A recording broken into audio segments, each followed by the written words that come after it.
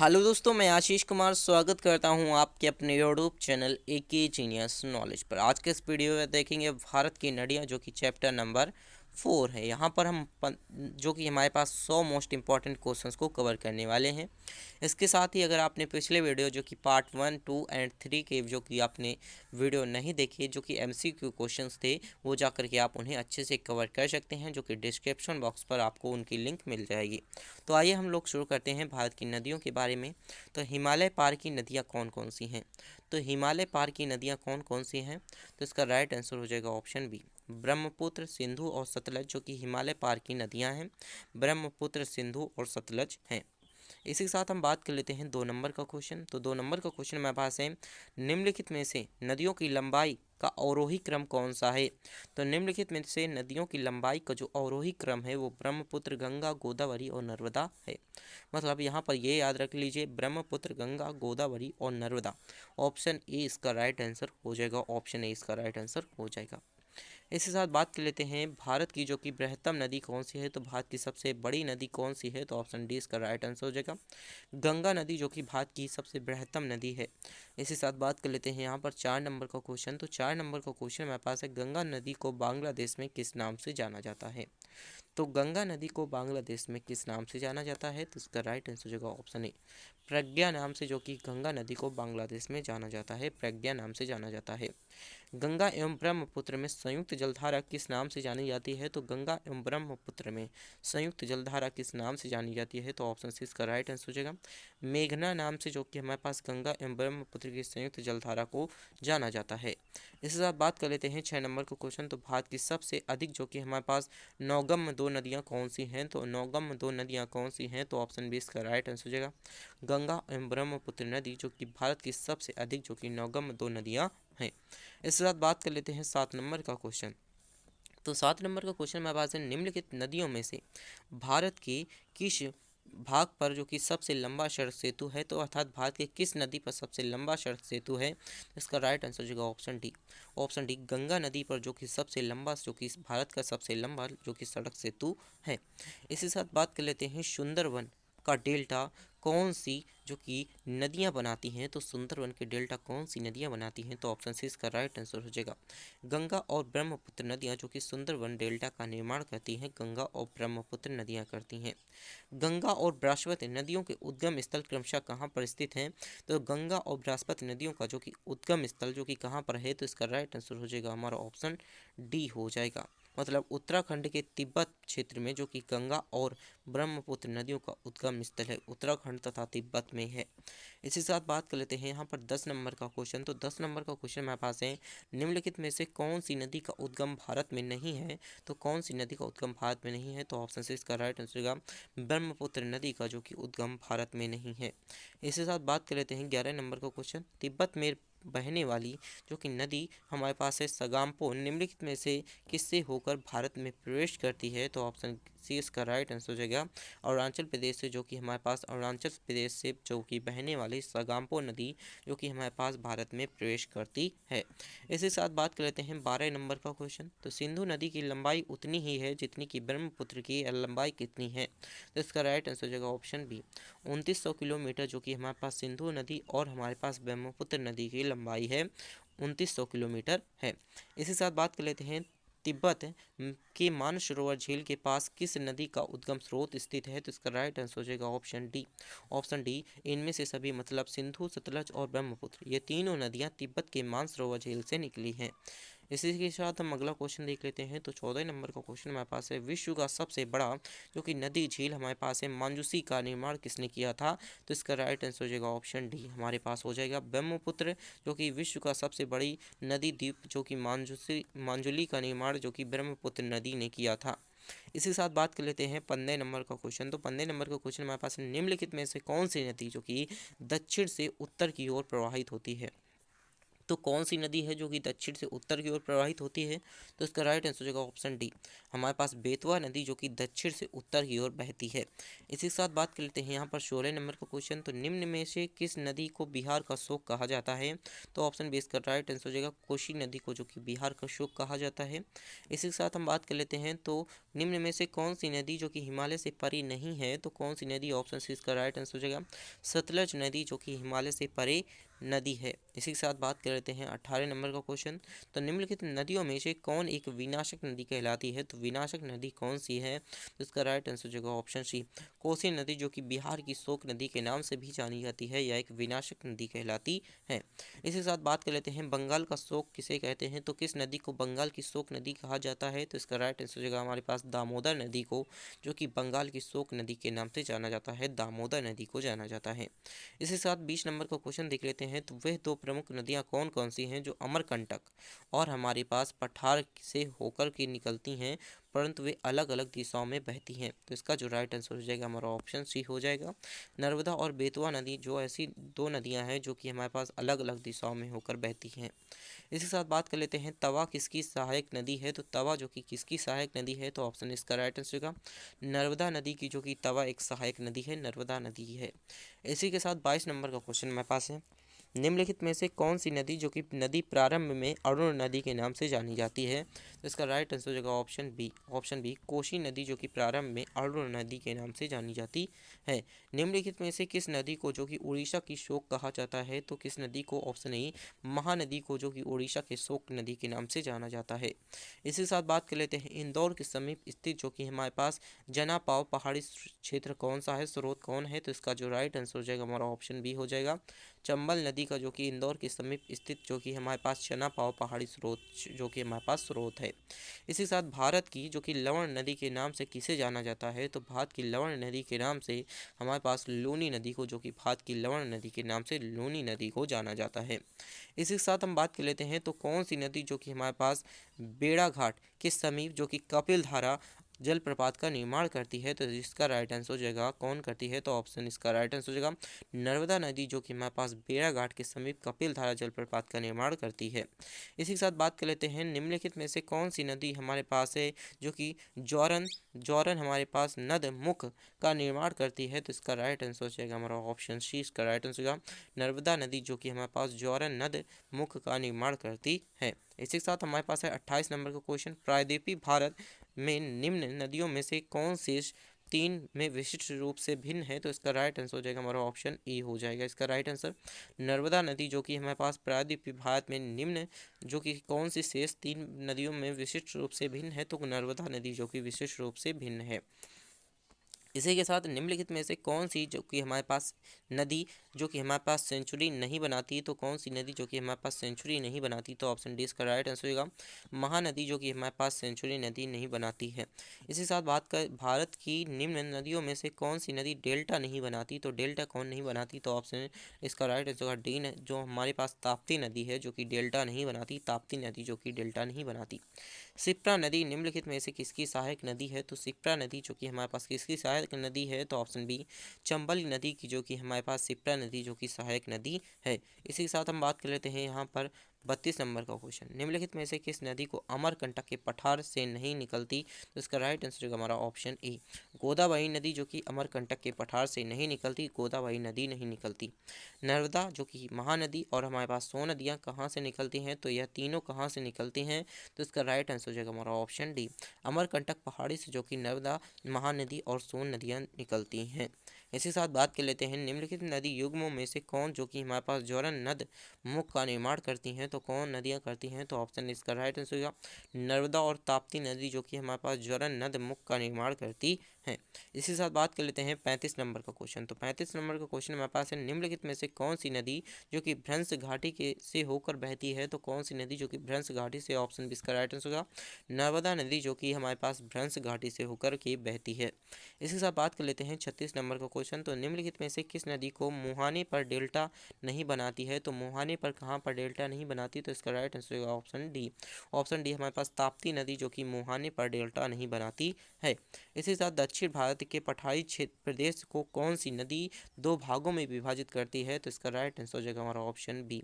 Option B, Narmada नदी जो कि हमारे पास पठारी प्रदेश को कौन सी दो नदियों दो भागों में विभाजित करती हैं? तो नर्मदा नदी जो कि दो भागों में विभाजित करती है। दक्षिण भारत की नदियों में सबसे लंबी नदी कौन सी है? तो जो दक्षिण भारत की नदियां हैं उसमें सबसे लंबी नदी जो कि हमारे पास गोदावरी नदी जो कि दक्षिण भारत की नदियों में सबसे लंबी नदी है। इसी साथ निम्नलिखित में से किस नदी को जो कि हमारे पास ब्रह्मगंगा के नाम से जाना जाता है? तो ब्रह्मगंगा के नाम से किस नदी को जाना जाता है? तो इसका राइट आंसर हो जाएगा हमारा ऑप्शन ए, गोदावरी नदी को जो कि हमारे पास ब्रह्मगंगा के नाम से जाना जाता है। इसी साथ गोदावरी नदी का उद्गम स्थल कौन सा है? तो गोदावरी नदी का जो कि उद्गम स्थल कौन सा है? तो इसका जो राइट आंसर हो जाएगा गोदावरी नदी का उद्गम स्थल, तो ऑप्शन 20 का राइट आंसर हो जाएगा जो कि त्र्यंबकम गांव जो कि गोदावरी नदी का उद्गम स्थल है, त्र्यंबकम गांव है। इसी साथ बात कर लेते हैं हमारे पास बेन गंगा और हमारे पास केन गंगा जो कि हमारे पास है। बेन गंगा और हमारे पास केन गंगा किसकी सहायक नदी है? तो बेन गंगा और केन गंगा ऑप्शन ए गोदावरी की सहायक नदी है, तो इसका राइट आंसर होगा ऑप्शन ए, गोदावरी की सहायक नदी है। इसी के साथ हम बात कर लेते हैं यहाँ पर 42 नंबर का क्वेश्चन। तो 42 नंबर का क्वेश्चन हमारे पास है, भारत की सबसे लंबी नदी जिसका उद्गम तथा मुहाना दोनों भारतीय क्षेत्र में स्थित हैं, तो इसका जो राइट आंसर हो जाएगा हमारा ऑप्शन बी, गोदावरी नदी के जो उद्गम हमारे पास मुहाना दोनों ही भारतीय क्षेत्र में स्थित हैं। इसके साथ कावेरी नदी का उद्गम स्थल कहाँ पर है? तो कावेरी नदी का जो कि हमारे पास उद्गम स्थल कहाँ पर है? तो इसका राइट आंसर होगा ब्रह्मगिरी पर, कावेरी नदी का जो कि उद्गम स्थल ब्रह्मगिरी पर है। इसके साथ कावेरी नदियाँ गिरती कहाँ पर हैं? तो कावेरी नदी कहाँ पर गिरती है? तो इसका राइट आंसर हो जाएगा हमारा ऑप्शन ए, बंगाल की खाड़ी में, जो कि कावेरी नदी जो कि बंगाल की खाड़ी में गिरती है। इसके साथ कावेरी नदी और हमारे पास जल विवाद मुख्यतः किन दो राज्यों के मध्य है? तो इसका जो राइट आंसर हो जाएगा हमारा ऑप्शन डी हो जाएगा। यहाँ पर ऑप्शन डी है कर्नाटक तथा तमिलनाडु, ऑप्शन डी इसका राइट आंसर हो जाएगा। इसी साथ 46 नंबर का क्वेश्चन हमारे पास है, निम्न में से किस नदी को जो कि उसकी पवित्रता के कारण दक्षिण भारत की गंगा कहा जाता है? तो पवित्रता के कारण किस नदी को दक्षिण भारत की गंगा कहते हैं? तो ऑप्शन डी, कावेरी नदी को जो कि दक्षिण भारत की गंगा के नाम से जाना जाता है। इसके साथ 47 नंबर का क्वेश्चन हमारे पास है, कृष्णा नदी का उद्गम स्थल किसके समीप है? तो कृष्णा नदी का जो कि उद्गम स्थल किसके समीप है? तो इसका राइट आंसर हो जाएगा हमारा ऑप्शन इसका ए, महाबलेश्वर जो कि नदी जो कि हमारे पास महाबलेश्वर जो कि स्थल की जगह पर हमारे पास कृष्णा नदी का उद्गम स्थल है। इसके साथ बात कर लेते हैं पंचगंगा तथा दूधगंगा किसकी सहायक नदियां हैं? तो पंचगंगा और दूधगंगा किसकी सहायक नदियां हैं? ये दोनों किसकी सहायक नदियां हैं? तो इसका राइट आंसर हो जाएगा हमारा ऑप्शन ए, इसका राइट आंसर होगा कृष्णा नदी की जो कि पंचगंगा एवं दूधगंगा दो सहायक नदियां हैं। इसके साथ हमारे पास एंडो ब्रह्मा है, तो एंडो ब्रह्मा क्या है? तो इसका राइट आंसर हो जाएगा हमारा एंडो ब्रह्मा ऑप्शन ए, एक पौराणिक नदी जो कि एंडो ब्रह्मा एक पौराणिक नदी है। इसके साथ हम बात कर लेते हैं दामोदर नदी कहाँ पर निकलती है? तो दामोदर नदी कहाँ पर निकलती है? तो इसका राइट आंसर हो जाएगा हमारा ऑप्शन बी, छोटा नागपुर पठार से, जो कि दामोदर नदी जो कि छोटा नागपुर पठार से निकलती है, ऑप्शन बी इसका राइट आंसर हो जाएगा। इसी साथ अगला क्वेश्चन हमारे पास है, निम्नलिखित में से भूबंधित नदी कौन सी है? तो भूबंधित नदी ऑप्शन सी हमारे पास है लूनी नदी जो कि भूबंधित नदी जो कि लूनी नदी है। इसके साथ भारत की सबसे बड़ी वह नदी कौन सी है? तो जो कि भारत की सबसे बड़ी वह नदी जो कि गंगा नदी जो कि भारत की सबसे बड़ी वह नदी है। इसी साथ विश्व की जो कि हमारे पास बृहत्तम डेल्टा निर्मित होता है, तो विश्व का सबसे बड़ा डेल्टा जो कि गंगा एवं बृहस्पति द्वारा जो कि हमारे पास ब्रह्मपुत्र द्वारा विश्व का सबसे बृहत्तम डेल्टा निर्मित होता है, गंगा एवं ब्रह्मपुत्र द्वारा निर्मित होता है। इसके साथ बात कर लेते हैं 54 नंबर का क्वेश्चन, पश्चिम की ओर जो कि पश्चिम की ओर प्रवाहित होने वाली नदियां नर्मदा, ताप्ती और राप्ती हैं, तो इनमें जो कौन सा राइट आंसर होगा, कौन कौन सी नदियां जो कि पश्चिम की ओर प्रवाहित होने वाली नदियां हैं? तो ऑप्शन इसका राइट आंसर होगा पहली और दूसरी जो कि हमारे पास नर्मदा और ताप्ती नदी जो कि पश्चिम की ओर प्रवाहित होने वाली नदियां हैं। इसी के साथ हम बात करते हैं अगले क्वेश्चन की तरफ। तो 55 नंबर का क्वेश्चन हमारे पास है, मानस किस नदी का जो कि उपनदी है? तो मानस किस नदी की उपनदी है? तो ऑप्शन डी इसका राइट आंसर होगा ब्रह्मपुत्र, जो कि मानस किस नदी की उपनदी है? तो ब्रह्मपुत्र की उपनदी है। इसी के साथ बात कर लेते हैं 56 नंबर का क्वेश्चन, तो कौन सी नदी जो कि हमारे पास भ्रंश द्रोणी से होकर बहती है? तो भ्रंश द्रोणी से होकर कौन सी नदी बहती है? तो इसका राइट आंसर हो जाएगा हमारा ऑप्शन ए, नर्मदा नदी जो कि भ्रंश द्रोणी से होकर बहती है, नर्मदा नदी बहती है। सोन और नर्मदा निकलती कहाँ पर है? तो सोन और नर्मदा कहाँ पर निकलती हैं? तो इसका राइट आंसर हो जाएगा हमारा ऑप्शन, इसका राइट आंसर हो जाएगा बी, अमरकंटक से जो कि हमारे पास सोन और नर्मदा नदी निकलती हैं। इसी के साथ बात कर लेते हैं निम्न नदियों में से सबसे जो कि अधिक जो कि पथ परिवर्तन किया गया है, तो कहाँ पर पथ परिवर्तन किया गया है, तो ऑप्शन सी हमारे पास कोसी नदी पर जो कि हमारे पास सबसे अधिक जो कि पथ परिवर्तन किया गया है। इसके साथ बात कर लेते हैं तो जो कि हमारे पास हिमालय काट कर अथवा बहकर आने वाली नदियाँ कौन कौन सी हैं, तो इसका राइट आंसर हो जाएगा हमारा ऑप्शन बी ब्रह्मपुत्र, सतलज और सिंध। ये तीनों नदियाँ जो कि हिमालय से काट कर बहकर आने वाली नदियाँ हैं। इसी साथ बात कर लेते हैं 60 नंबर का क्वेश्चन। तो 60 नंबर का क्वेश्चन मेरे पास है, निम्नलिखित में से वह नदी कौन सी है जो कि जो कि विशंग्र जो कि घाटी से होकर बहती है, तो विशंग नाम की घाटी से होकर कौन सी नदी बहती है, तो इसका राइट आंसर होगा हमारा ऑप्शन बी नर्मदा नदी बहती है। इसका राइट आंसर होगा ऑप्शन बी। इसके साथ प्रायद्वीपीय भारत की सबसे बड़ी नदी कौन सी है, तो प्रायद्वीपीय भारत की सबसे लंबी नदी जो कि गोदावरी नदी जो कि प्रायद्वीपीय भारत की सबसे जो कि बड़ी नदी है। इसी के साथ बात कर लेते हैं निम्नलिखित में से कौन सी नदी है जिसका जो कि उद्गम भारतीय राज्य में नहीं है, तो इसका राइट आंसर होगा हमारा ऑप्शन, इसका राइट आंसर होगा डी मतलब घाघरा नदी जो कि हमारे पास जिसका उद्गम स्थल जो कि भारतीय राज्य में नहीं है। इसी साथ बात कर लेते हैं निम्नलिखित में से वह नदी कौन सी है जिसका उद्गम भारतीय क्षेत्र में नहीं है, तो कौन सी नदी है जिसका उद्गम भारतीय क्षेत्र में नहीं है, तो ऑप्शन बी ब्रह्मपुत्र नदी का जो कि उद्गम भारतीय क्षेत्र में नहीं है। इसके साथ बात कर लेते हैं 64 नंबर का क्वेश्चन। तो निम्नलिखित नदियों में से किसका उद्गम भारत में नहीं है, तो किसका उद्गम भारत में नहीं है, तो इसका राइट आंसर होगा हमारा ऑप्शन ए सतलज नदी का जो कि उद्गम भारत में नहीं है, तो सतलज नदी का जो कि उद्गम भारत में नहीं है।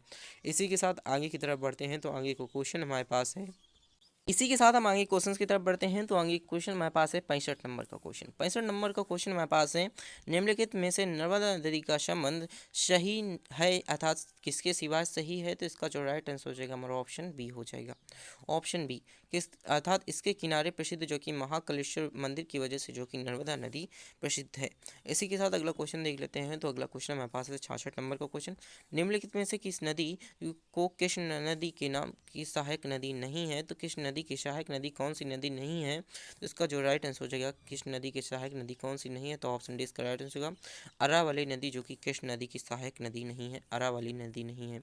लूनी नदी किससे निकलती है, तो लूनी नदी किससे गिरती है, तो इसका जो राइट आंसर हो जाएगा ऑप्शन सी कच्छ के रण से जो कि लूनी नदी जो कि कच्छ के रण से निकलती है।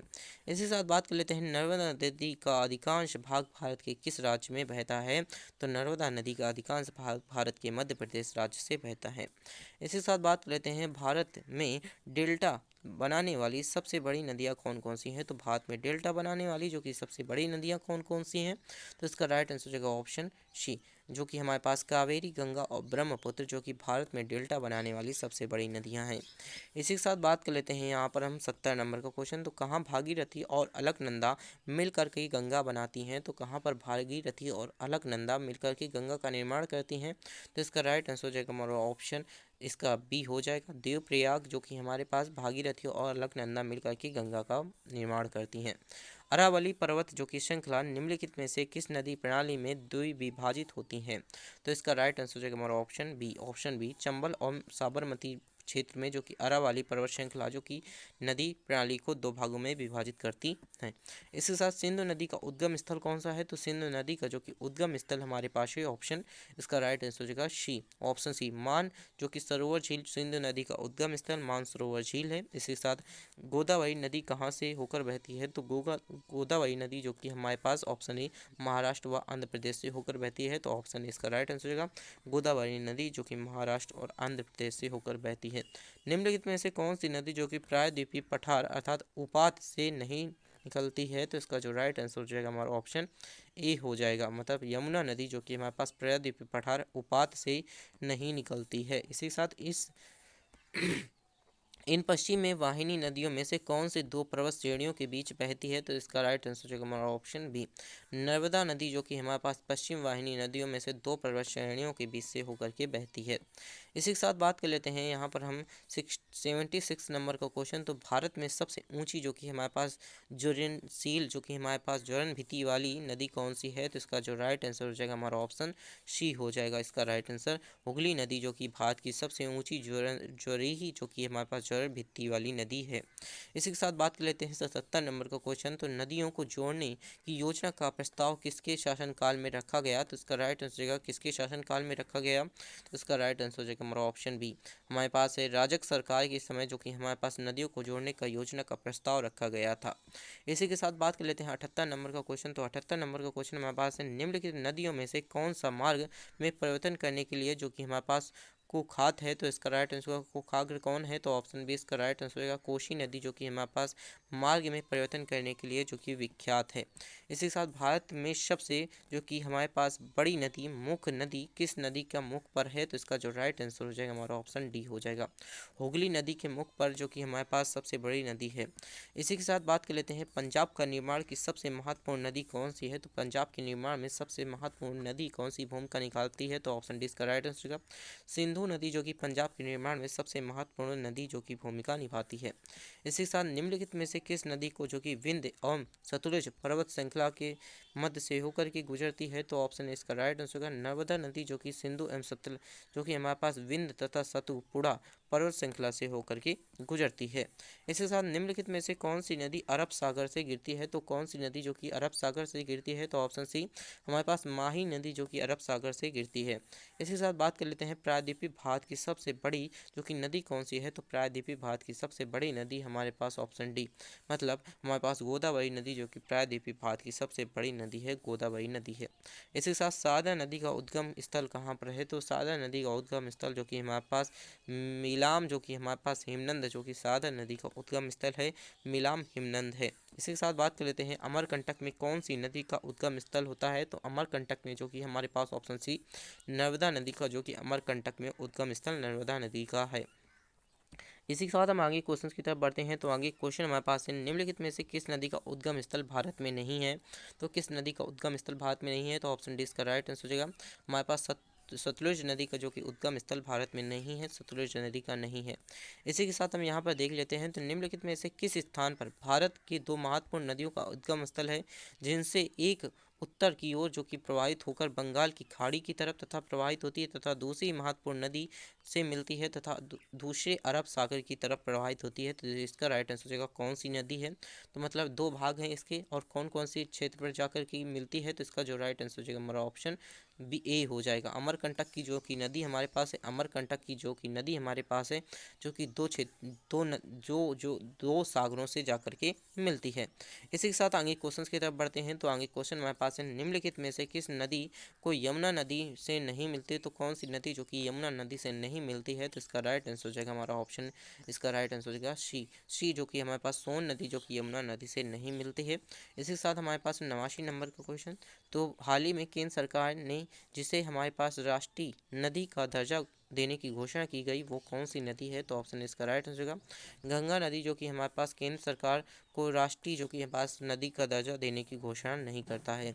इसी साथ बात कर लेते हैं 90 नंबर का क्वेश्चन। निम्न नदियों में से किसका सर्वाधिक बड़ा जल जो कि हमारे पास ग्रहण क्षेत्र है? तो इसका जो राइट आंसर जो हमारा ऑप्शन सी हो जाएगा गोदावरी जो कि हमारे पास सर्वाधिक बड़ा जल ग्रहण क्षेत्र गोदावरी नदी है। इसी साथ हमारे पास हंगरी सहायक नदी कौन सी है? तो हंगरी जो कि सहायक नदी कौन सी है? तो इसका राइट आंसर हो जाएगा हमारे पास ऑप्शन डी तो तुंगभद्रा जो कि हमारे पास हंगरी सहायक नदी तुंगभद्रा है। इसके साथ बात कर लेते हैं कोपली जिसकी सहायक नदी कौन सी है? तो कोपली जिसकी सहायक नदी हमारे पास ब्रह्मपुत्र नदी जो कि कोपली की सहायक नदी ब्रह्मपुत्र नदी है। इसके साथ बात कर लेते हैं 93 नंबर का क्वेश्चन। खारी नदी जिस जो कि अपोहा तंत्र का अंग है वह कौन सी है? तो इसका राइट आंसर हो जाएगा हमारा ऑप्शन डी हो जाएगा बंगाल की खाड़ी का जो कि हमारे पास खारी नदी जो कि अपोहा तंत्र का अंग है तो बंगाल की खाड़ी का अंग है। इसी के साथ बात कर लेते हैं 94 नंबर का क्वेश्चन। सतलज नदी का उद्गम कौन सा है? तो सतलज नदी का जो कि उद्गम इनमें से कभी भी नहीं, मतलब इनमें से कोई भी नहीं उद्गम है, मतलब यहाँ पर इनमें से कहीं भी नहीं है, मतलब यहाँ पर भारत भी, चीन भी और पाकिस्तान, इन तीनों क्षेत्रों पर यहाँ पर सतलज नदी का उद्गम नहीं है। इसी के साथ हम बात कर लेते हैं यहाँ पर 95 नंबर का 95 नंबर का क्वेश्चन। तो 95 नंबर का क्वेश्चन हमारे पास है, निम्नलिखित में से कौन सा कथन सत्य नहीं है। तो कौन सा कथन सत्य नहीं है, तो ऑप्शन से इसका राइट आंसर होगा कावेरी का जो कि उद्गम जो कि हमारे पास आंध्र प्रदेश में है, यह जो कि कथन सत्य नहीं है। इसके साथ जो कि महानदी का उद्गम छत्तीसगढ़ में है, गोदावरी का उद्गम महाराष्ट्र में है, उसके साथ ताप्ती का उद्गम मध्य प्रदेश में होता है।